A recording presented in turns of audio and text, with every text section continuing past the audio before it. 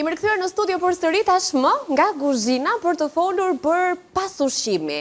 Ajo që shpesh na ndodh, të ndjejmë një lloj sikleti, parehatie, që do të thotë ndonjëherë ushqime të caktuara mund të krijojnë edhe efekte të ndryshme te secili prej nesh, sepse jemi unik në fund të fundit, kështu që çfarë mua më bën mirë së bën ty e kështu me radhë. Megjithatë, ka produkte, ka mënyra, ka zgjidhje, ka regjim ushqimor, të cilat na japin rehati, le të themi, dhe një lloj zgjidhje nëse i kemi këto probleme.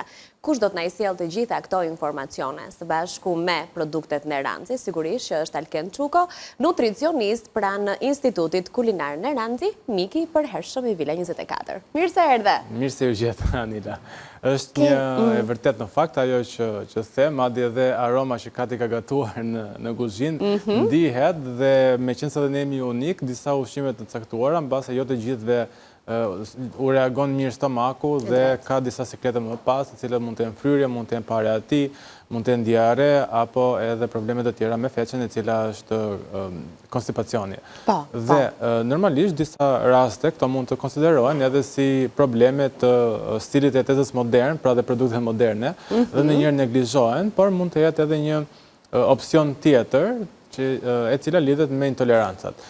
Intoleranca praktikisht nga vetë fjala, dhe më të nësht intolerant, nuk toleron dot një produkt të caktuar për hir të mungesës së një enzime të caktuar. Gjithë mekanizmi joni ushqimit kalon në 3 etapa kryesore, pra mos e përmendim mastikimin e tjerë, por kalon në stomak, ku aty kemi enzima, në zor dhe pastaj hapi final ose verdikti ku ti kryen apo ndjen ato shqetësimet, është mikrobiota intestinale, pra ato 3 kg baktere që kemi përmendur edhe emisionet e tjera. Ato e vendosin nëse ty një ushqim të bën mirë apo jo, sepse janë pikërisht aty vendi ku fermentohen produktet dhe japin atë fryrjet dhe problemet me stomakun. Dhe intolerancat më të zakonshme në fakt janë intoleranca ndaj glutenit, që edhe bashkë përmendëm pak më përpara. Dhe sa emisione kemi bërë për këtë gjë. Po. Është pikërisht ajo intolerancë ku individët caktuar nuk e tolerojnë dot proteinën e grurit, apo proteinën që ndodhet te thekra apo edhe te elbi, se ndodhin disa gjurmë të produkti. Dhe intoleranca tjetër është intoleranca dhe laktozës, që po prap mungon enzima laktaz për të konvertuar laktozën dhe për të zbërthyer atë. Kemi edhe një intolerancë, prap do përmendim 3, janë dhe shumë të tjera, por përmendim 3 më kryesore. Edhe intoleranca ndaj sakarozës. Intolerancën dhe fruktozës, pra sheqeri i frutave. Pra imagjino dikë tani që nuk mund të hajë edhe fruta. Është paksa e sikletshme. Në fakt, për secilin prej tyre, nëse ti mendon që ke një lloj informacioni dhe ka filluar të kupton që je intolerant ndaj një elementi të caktuar, do duket okay, thjesht do ta shmang edhe kaq. Por ajo shmangja është shumë e vështirë. Kështu që na thuaj se si t'i japim zgjidhjeve të ushqehemi, pra të mos ta kthehet ai vakti një stres për zgjedhjeje, por një rutinë normale që duhet të mësohemi. Prandaj kam përzgjedhur disa produkte nga pikat e dyqaneve të Neranzit, ato janë të pafundme dhe alternativa nga më të ndryshme, por kam përzgjedhur disa të cilat besoj dhe janë bërë ndonjëherë në emisionet të mëparshme, por disa të tjera janë edhe të reja në fakt dhe goxha interesante. Për intolerancën e glutenit kam menduar të sjell mielin e gështenjës. Nuk është një miell që ne zakonisht e përdorim, është një produkt që është goxha e veçantë dhe madje mund të realizojmë me mielin e gështenjës njoki, pra në ato si pastat me patate, të cilat janë goxha interesante, dhe ne heqim mielin dhe vendosim mielin e gështenjës.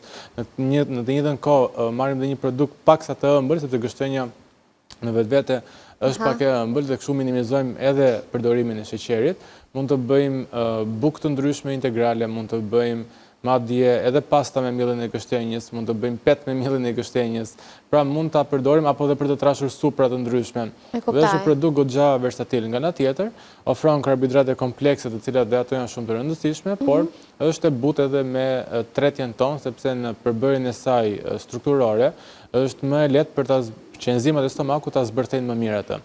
Enzimat praktikisht, ne flasim termin enzim, por nëse i përmendim se çfarë janë praktikisht, le të mendojmë një atë reakcionin që bëjmë zakonisht me limon edhe me sot buke.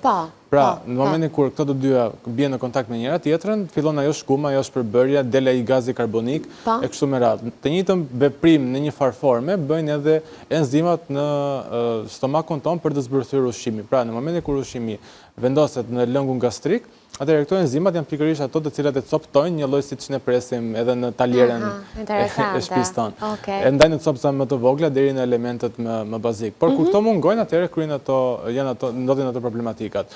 Një tjetër alternativë ndaj glutenit është përdorimi i quinoas, dhe quinoat janë një pseudodrith, pra nuk mund t'i quajmë një drith, sepse është le të themi është një far, por njëkohësisht edhe në formën e drithit. Dhe prandaj quhen pseudodrith. Dhe nga përbërja e saj, quinoa është goxha e pasur me proteinë, kështu që në të njëjtën kohë marrim dhe proteina shumë cilësore, duke minimizuar dhe përdorimin e glutenit. Pastaj duhet të kemi parasysh diçka që jo detyrimisht një individ i cili është intolerant ndaj glutenit kategorikisht nuk mund ta konsumojë atë.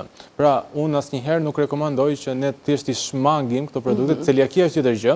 Pra, kur flasim për celiakë, sepse ata realisht kanë një problem autoimun që trupi i tyre e lufton vetveten e vet në momentin e konsumimit të glutenit dhe mund të krijojë inflamacion, madje edhe deri në bllokim të sistemit respirator apo probleme të cilat mund të jenë dhe me pasojë vdekje. Ndërsa individët të cilët janë intolerant ndaj glutenit, ata mund të kombinojnë le të themi produkte të ndryshme, por në sasira të vogla. Pra, se hëngri një kafshat, nuk është fundi i botës. Mund të ta kompensosh mjaft mirë duke pasur këtë dietën diverse, siç kemi duke përmendur edhe produkte të ndryshme. Prandaj quinoa është një alternativë e mirë për përdorim, qoftë edhe në kombinim me glutenin. Kështu që nuk ka absolutisht asnjë problem.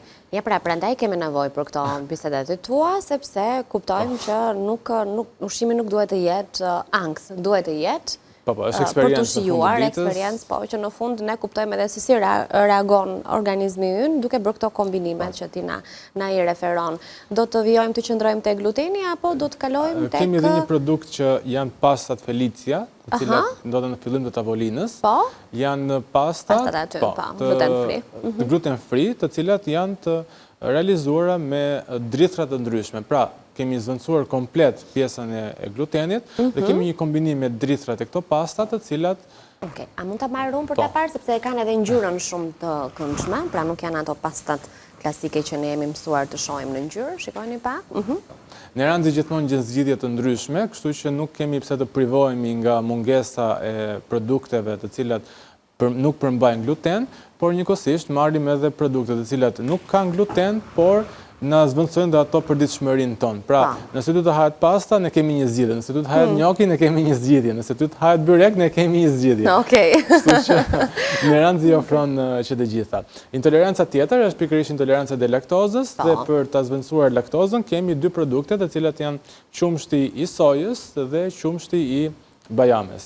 Atëherë ne kemi folur për qumshin e sojës dhe për qumshin e bajames, praktikisht janë lëngje vegetale, ne i themi qumës se kanë trajtën e qumshtit, por janë lëngje vegetale të cilat realizohen nga përpunimi mekanik i burimeve vegetale dhe shtrydhja e tyre deri në ekstraktimin e lëngut përkatës. Dhe marrim pikërisht qumshtin e sojës, i cili është i pasur dhe me izoflavone, të cilat për gratë gjatë fazës së menopauzës është goxha e rëndësishëm, sepse mund të imitoj molekulën e estrogenit që në ato momente ajo është në disbalancë dhe mund të ndihmojë shumë mirë, por duhet pasur parasysh për ata individët të cilët kanë probleme me veshkat, nuk është shumë i rekomandueshëm sepse përmban sasi të lartë të oksalateve, të cilat janë të predispozuar më pas të formojnë gur në veshka. Ndërsa produkti tjetër është qumshti i bajames, ne kemi marrë në fakt qumësht bajame edhe më përpara, por unë e kam zgjedhur përsëri dhe është një formë tjetër në fakt, dhe është pikërisht ky ndryshimi këtu, pra ky shiriti blu. Zero sheqer. Në disa forma të ndryshme të pijeve vegetale, detyrimisht industria do bëj punën e saj dhe mundet të kemi aditiv të ndryshme të cilat edhe mbulsojnë pak produktin. Por në këtë paketim, tetrapak të qumshit të bajames, ne kemi absolutisht 0 gram sheqer. Kështu që dhe për ata të cilët nuk duan të konsumojnë apo të kenë prezencë të sheqerit në dietën e tyre, kjo është një alternativë shumë e mirë, por njëkohësisht dhe një burim goxha i mirë proteinik, madje dhe i pasur me vitamine që është rëndësishme për shëndetin e lëkurës. Intoleranca tjetër që përmendëm, intoleranca ndaj fruktozës, Dhe për ta eliminuar, jo për ta eliminuar atë, por për të gjetur një alternativë tjetër, ne kemi një zvendësues sheqeri, i cili është eritritoli. Eritritoli praktikisht është një sheqer alkool, por jo i cili përmban alkool absolutisht. E ka emrin ashtu sepse në përbërjen e vet molekulare ka disa grupe hidroksi, por e veçanta e eritritolit nga çdo homolog tjetër i vet është se nuk fermentohet në zorën e trash. Ndryshe nga stevia, sorbitoli, edhe ciklamati natriumit, aspartami e tjerë, të cilët janë sheqer artificial që fermentohen në zorën e trash dhe japin diskomfort, japin fryrje, eritritoli nuk e bën këtë punë, ai ekskretohet 99% nga sistemi ynë i qarkullimit, nga sistemi ynë urinar. Dhe 1% metabolizohet në forma të ndryshme, kështu që nuk fermentohet nga bakteret e zorës së trash. Gjithashtu është goxha i ëmbël dhe është një zvendësues perfekt i sheqerit të frutave. Por kjo nuk do të thotë që ne nuk duhet të konsumojmë fruta. Duhet të konsumojmë fruta dhe ata të cilët janë intolerant ndaj fruktozës, por duhet të konsumojmë frutat të cilat kanë shumë më pak sheqer, por njëkohësisht në sasinë e tyre duke respektuar edhe shpeshtësinë që i konsumojnë. Madje një praktikë e mirë për konsumimin e frutave do ishte që këto të konsumoheshin zakonisht me një burim pas një burimi të mirë proteinik edhe yndyror, yndyra të shëndetshme dhe proteina të shëndetshme.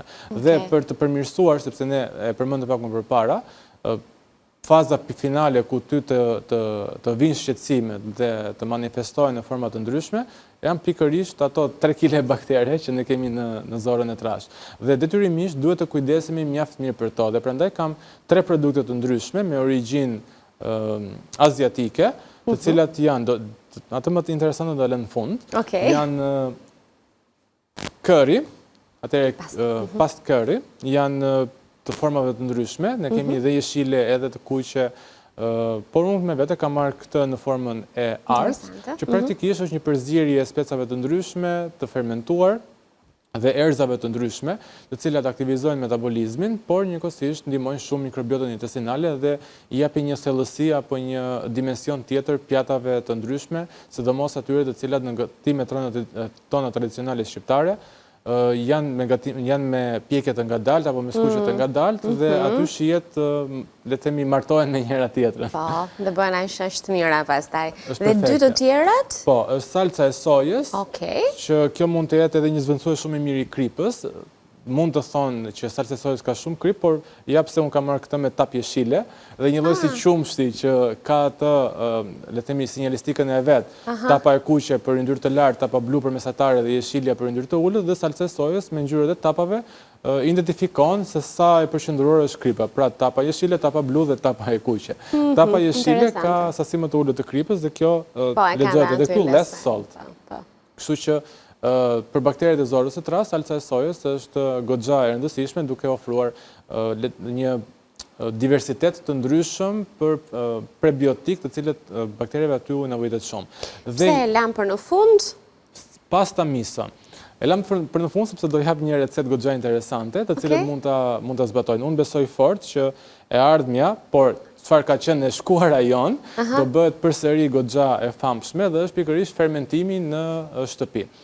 Atëherë ne lëm shumë pasdore fermentimin, shumë kohë më përpara gjyshrit tan apo dhe para ardhësit tan, çdo produkt të ndryshëm në mënyrë për ta konservuar e kanë fermentuar. Në mënyrë të tillë që ai të kishte jetëgjatësi, por në fermentimi realizon një proces tjetër i cili është biodiversiteti i baktereve të mira, të cilat furnizojnë me baktere zorën tonë të trash. Njëkohësisht duke na ndihmuar në imunitet, por dhe në problemet e tretjes tonë.